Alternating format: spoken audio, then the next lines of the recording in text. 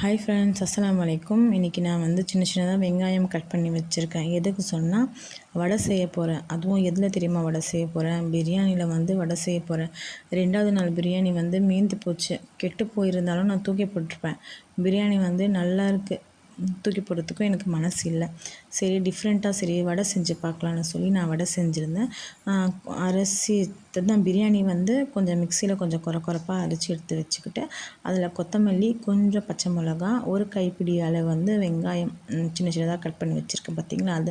அதில் 2 ஸ்பூன் கடலை மாவு, 1 ஸ்பூன் பச்சரிசி, தேவையான அளவு உப்பு போட்டுட்டு நீங்கள் கையில் மிக்ஸ் பண்ணாலும் ஓகே, நீங்கள் ஸ்பூனில் மிக்ஸ் பண்ணாலும் ஓகே. நான் கை கழுவிட்டு நான் கையாலேயே நான் மிக்ஸ் பண்ணிவிட்டு ஒரு 5 நிமிஷம் நான் ஃப்ரிட்ஜுக்குள்ளே வச்சுட்டு மெதுவடைக்கு எப்படி தண்ணியில் தொட்டுட்டு தட்டி இந்த ஓட்டை போட்டு வடை செய்வாங்களோ சேம் அதே மெத்தடில் தான் நான் இன்றைக்கி செஞ்சுருக்கேன்.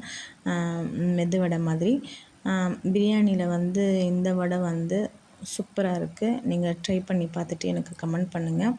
இந்த வீடியோ உங்களுக்கு யூஸ்ஃபுல்லாக இருந்துச்சுன்னா லைக் பண்ணுங்கள், ஷேர் பண்ணுங்கள், மறக்காமல் என் சேனலுக்கு சப்போர்ட் பண்ணுங்கள். Okay, bye friends.